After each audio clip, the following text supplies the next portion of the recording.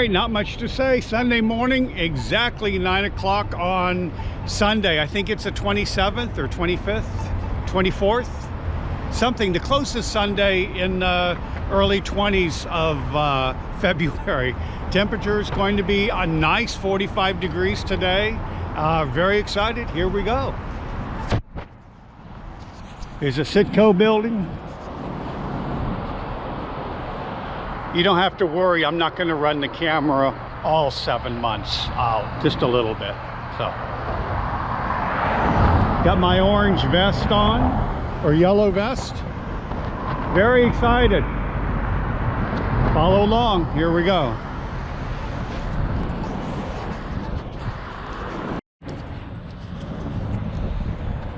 You know, I think I forgot where I said I was. It may be obvious, but I started at Kenmore Square, which is right here, the very famous Citco sign, and then you saw the earlier sign in Boston. There's downtown Boston.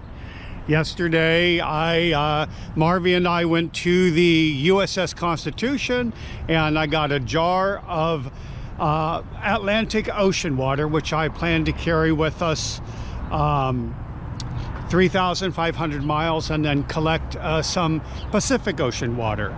So that should be an interesting thing. I'm not sure what I'm going to do with both jars. I have a couple ideas, but anyway, that's it. I'm going to just keep walking. Today I'm only going to walk about maybe 6 miles, 5 miles.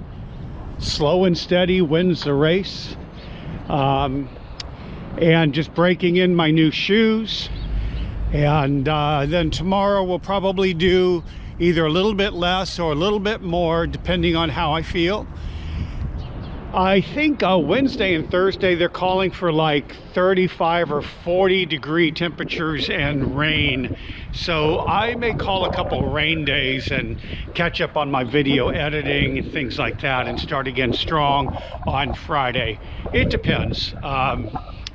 Hopefully, maybe if it's not raining very hard, I might venture about 20 miles north. We'll drive off the path of 20, and I would like to do Walden's Pond. So we'll see in this video if I make it that far.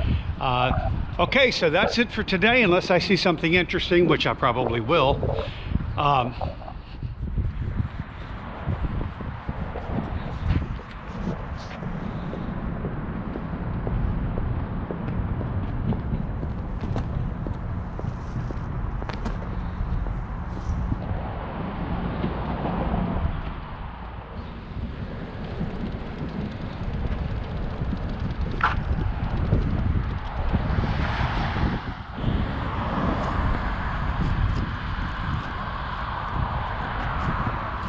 Okay, so I finished the first 5 miles, 6 miles this morning. It's probably not even 11 in the morning yet, but I got myself out of downtown Boston and Kenmore Square, and I parked Marvy down here by this park, and there's the van right there.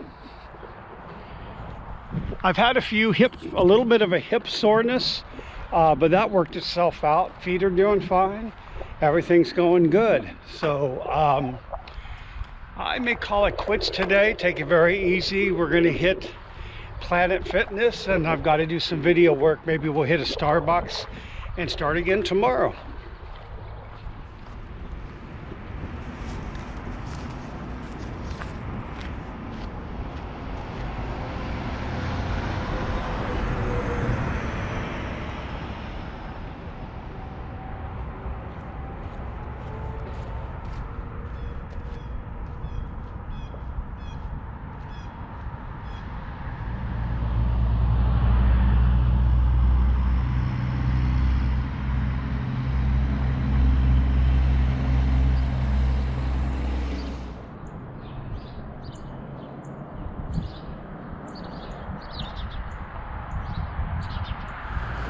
Okay, right here outside of Boston, I'm sorry, right here outside of Boston, I think into my middle of my second day walking.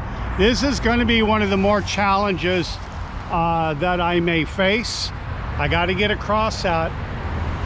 Not sure how, not sure if the police are going to stop me, but I'm going to give it a go and see if I can make it safely to the other side. That's why I'm wearing the vest. Okay, I made it across, and the state trooper, Massachusetts state trooper, didn't stop me. So onward to Weston, Massachusetts.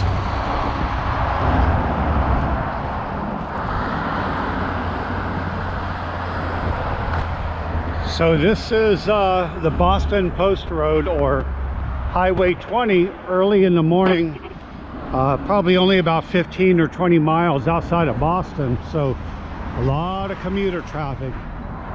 I know later on the road's going to mellow out, probably in Nebraska, but hopefully sooner than that, upper state New York, or maybe western Massachusetts. But right now, this is not the most relaxing walk.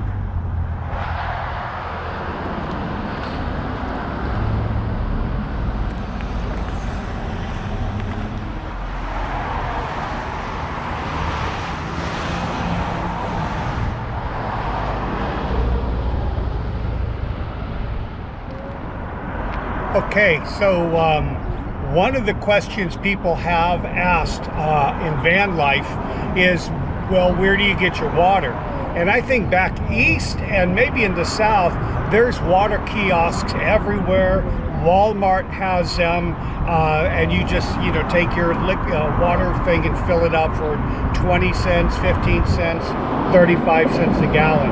However, on Highway 20, we have not found anything like that. There's really no Walmarts or anything. This is small town America, which is great. And then you run into some really wonderful people, like the owner of this store.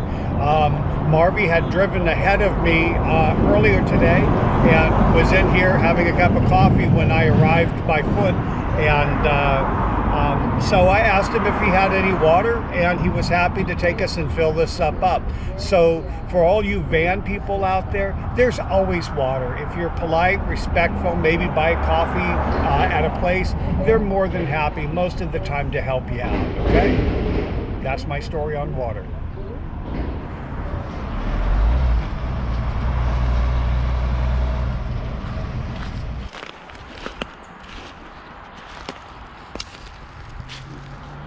All right, here is the among all the traffic going by, but here is the first of the historic Route 20 signs. So as I go up a little closer here, you can see the historic, this one is for Massachusetts US 20 route. And this is the first of the historic Route 20 signs. There should be more along the way.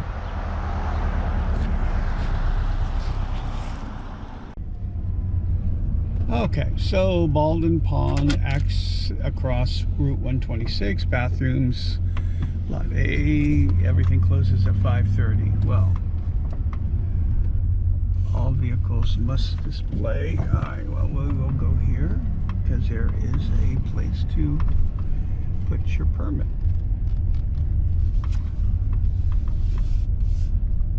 All right.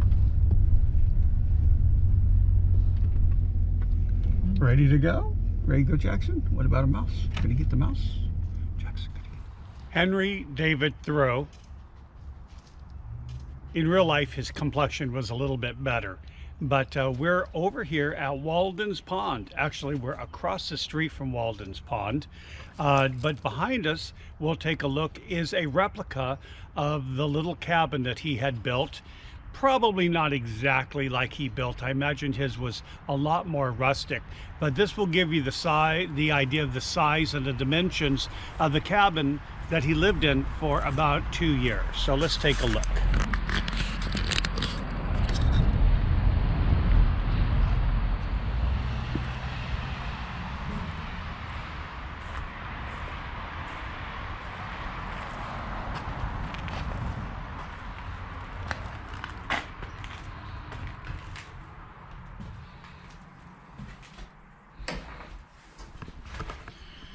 I think this is the original tiny house, which actually to me seems to fit quite comfortably. I think this would not be a difficult place to live. He had a wood stove, a bed, a table. I don't think he had those trail maps printed back then, but still it looks pretty sturdy, comfortable. A wood pile, which is essential. And otherwise, I think that's about it for that.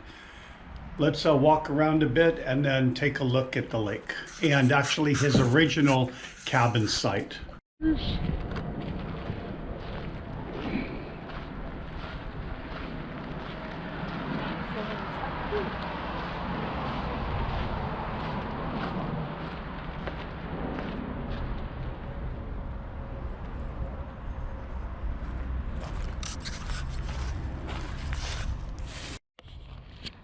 Okay, so this is Walden's Pond. Now, in all fairness, go this way. In all fairness, this was never here before. This part of the pond has been built up to have sand and everything. When Henry David Thoreau was here, this was all woods right up to the edge of the pond. The pond itself is a glacier-created pond, so it's not fed by rivers or streams or any of that. So let's go. No running on pond path.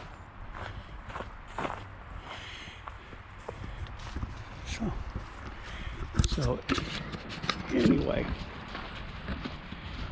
all right, so we're going to walk along the path and hopefully in about 15 minutes get to where the actual cabin was. I think it's been covered up to keep people from vandalizing it, so it's not that critical that we see it, but I still want to visit the actual location.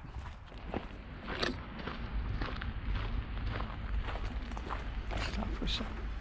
It's kind of chilly. A little. But you know, the nice thing about now is there's hardly anyone here. The woman at the visitor center was telling me that they get over 700,000 people here, times $15 for parking. They're making a I asked her, why was it so expensive? She said, well, toilet paper and things like that. So 700,000 people. Somebody really has to use the bathroom, I think, for them to go through that much toilet paper.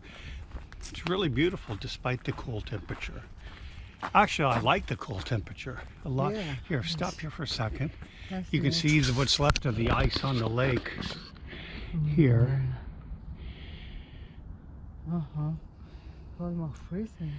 Yeah, all that's frozen there. It's been a very, very mild, excuse me, let me put this back up. It's been really a mild winter here in Massachusetts, evidently. Very warm, very little snow. So we've been really fortunate for starting to walk across America this early, because I started it on, I think, the 23rd, or I've got to find out what day I started. It's last Sunday. Quite fortunate. There have been whispers of a snowstorm coming in, but of the 10-day forecast, I don't see any of that. It's going to be very cold soon, again, back into the teens, but I think we hopefully can make it through the Finger Lake region of New York and into the early spring without any heavy snow or a lot of rain. I would rather have cold snow than cold rain, so we'll see how it goes.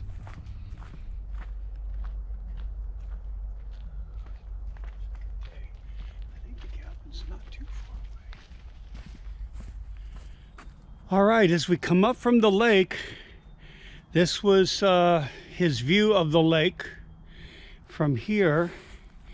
And this is where the original cabin was that he built and lived in for 2 years. I've been reading Walden, oh my gosh, my whole life, since high school, since I was, I think, 15 years old. So I have quite a This is quite a treat for me.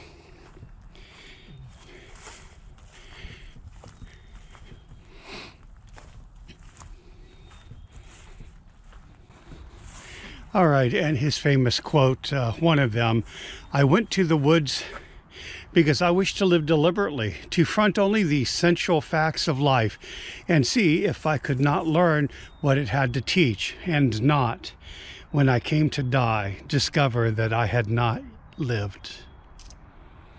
Okay, so this is actually where the cabin stood.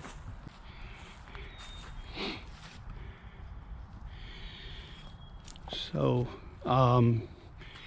let's take a look here, going into history.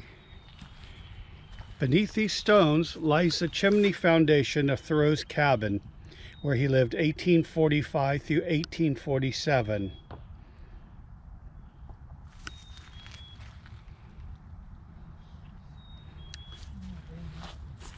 So this is his little tiny house.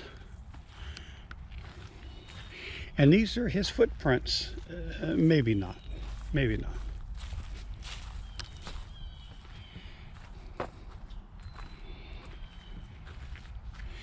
I'll let you, if you're watching this, freeze this or pause, and you can read this. And over here in this direction was his bean field, and he grew potatoes and beans and some other things over here, which kind of occupied most of his day. But you know, I mean, he didn't live here all exclusively, you know, full time alone. He'd have people visit him, or he would go into town, walk into town either straight behind me, or there's some railroad tracks over here, and evidently his family lived in that direction, so he'd just jump on the railroad tracks. Henry David Thoreau lived quite simply. The mass of men lives lives in quiet desperation. This is one of his quotes, paraphrased. I might have missed a syllable or a word in there somewhere, but yeah, he believes that most men, or most people, spend their whole life working, and for what, you know. And these 2 years in the woods really gave him a feeling of independence from that. And so now I think we call it minimalism and anti-materialistic needs. Back then, he just called it building a cabin in the woods and living in it for a couple years. So that's pretty interesting too. Anyway, so this is Walden's Pond, and I'm so excited, and I'm glad I'm here.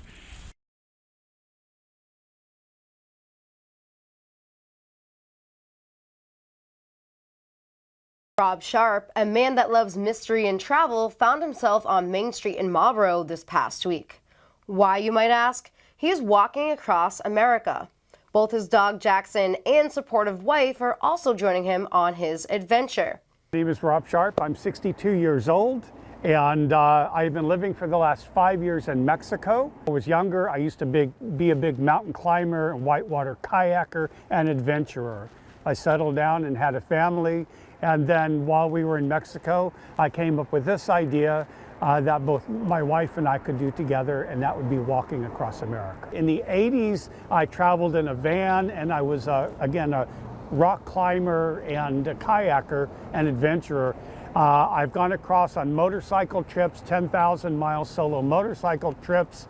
I've traveled across the United States so much in cars and buses and motorcycles. I just had never walked across, and so I decided that would be a great thing to do. Right now I start in Boston, and I'm walking the longest highway in America, which is Highway 20, Historic 20, and it ends in Newport, Oregon. I'll be averaging, once I get going, about 20 miles a day, 6 days a week.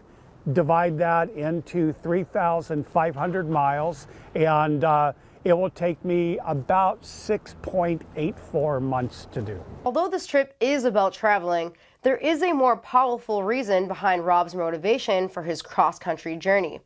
Having survived cancer helped fuel Rob's passion for philanthropy, giving back to others, and prioritizing his life to have a more meaningful impact. When I had cancer, as many people do, and it really started to make me think about my life, whether you didn't know if you were going to survive or not.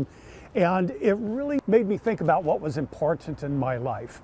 And after all of the treatments and then 5 years where they didn't know whether it was going to come back or not, and I finally got the clean bill of health, I just changed my priorities. There's a lot of people that are left behind by society, that they're in between that money income between affordable housing and having nothing.